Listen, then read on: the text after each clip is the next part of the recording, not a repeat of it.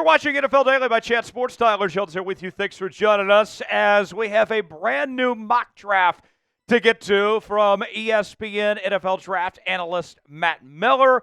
We will go through every pick from number 1 all the way down to 32, and we also have a big-time trade to discuss as well coming up in just a matter of moments. Before we do that, folks, if you want more NFL draft content here on Chat Sports, I need to get at least 20 subs off today's video for the latest happenings across the National Football League, from daily news and rumors to live shows, our Red Zone show on Sundays. It's all right here on your one-stop shop for all things NFL. Subscribe now for free, youtube.com/chatsportstv, and we'll get started with today's show. The first pick of the Matt Miller mock draft, a trade. The Jacksonville Jaguars have the number 1 pick, and they make a deal with the Giants to move up to the number 1 spot to select Colorado quarterback Shedeur Sanders, who's having a fantastic season this year, and Colorado still with a chance to make the college football playoff. The number 2 pick from Cleveland is Shedeur's teammate, none other than Travis Hunter, at the wide receiver / corner spot. What will he play at the next level? He's projected to be a better corner than he is a wide receiver, but does play both positions at a high level. We'll see what ultimately becomes of that. Then Jacksonville, trading down to 3 with the deal with the Giants. They pick up Kelvin Jr., the outstanding offensive tackle from the University of Texas. Trevor Lawrence getting some much-needed help on the offensive line.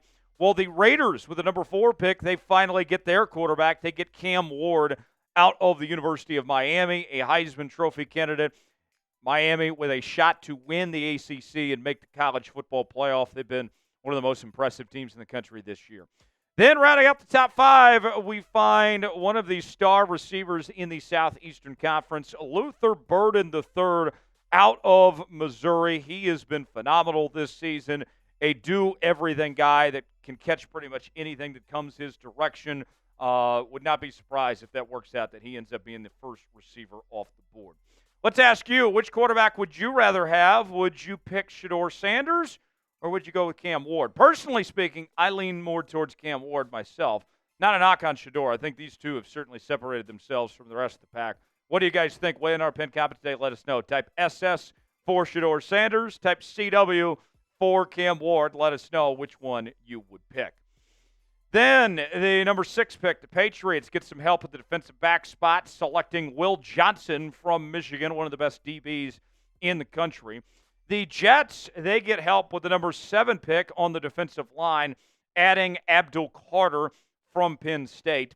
T-Mac, one of my favorite players in this year's draft, the star receiver from the University of Arizona. Although Arizona has not been good, T-Mac's been fantastic. He goes to Carolina at 8, providing another weapon for that Carolina Panthers offense that certainly could use all the help they could get.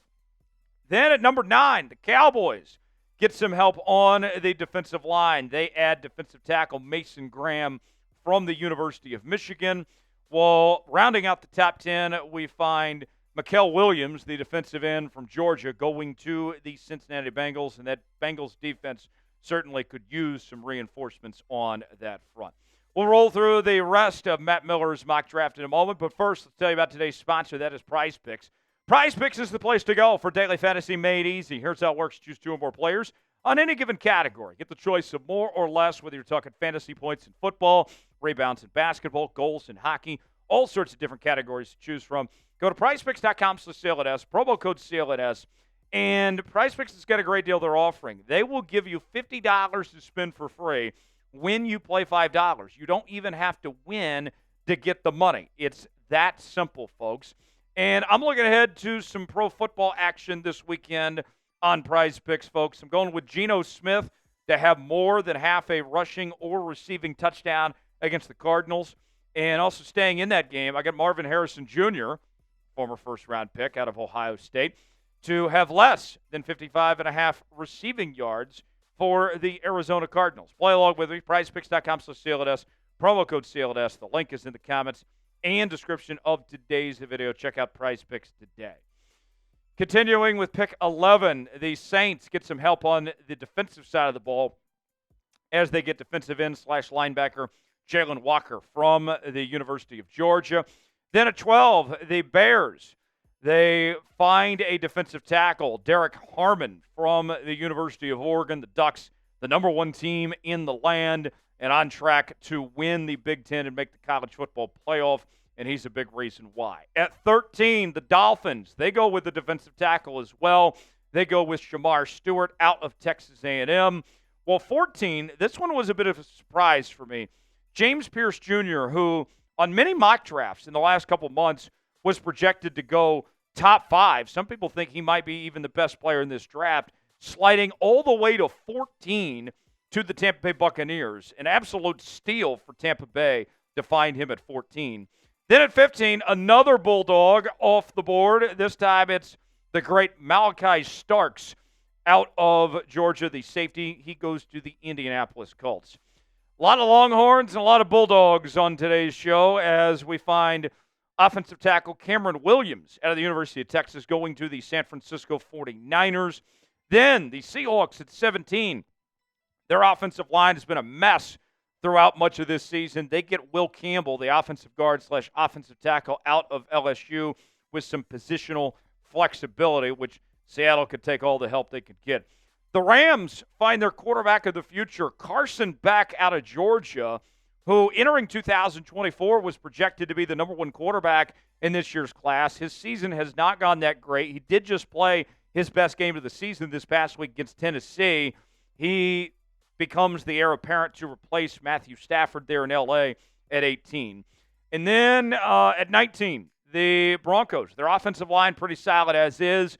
They get some more help with Ursi, the offensive tackle from Minnesota. At 20, the Atlanta Falcons. They snag up another Aggie off the board.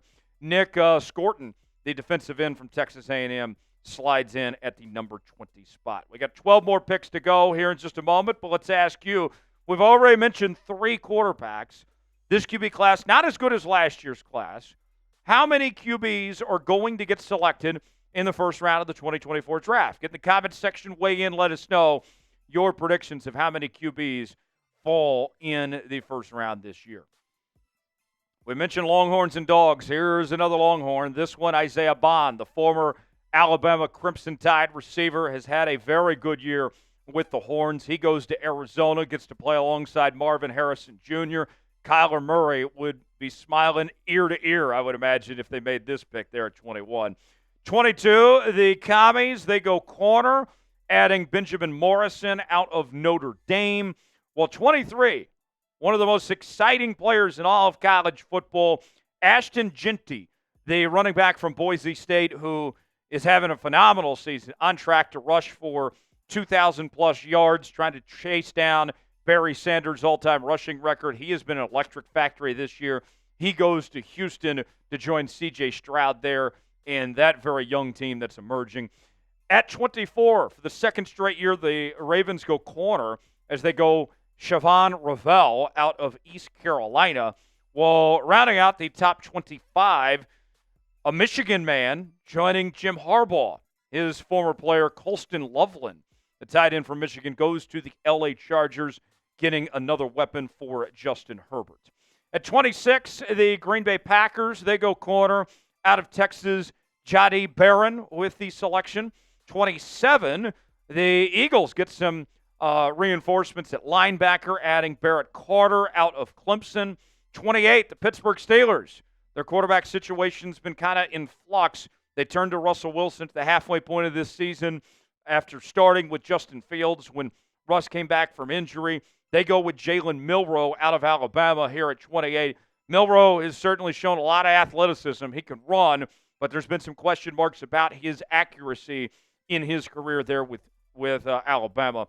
At 29, this guy was the number one player in the college football transfer portal this past year.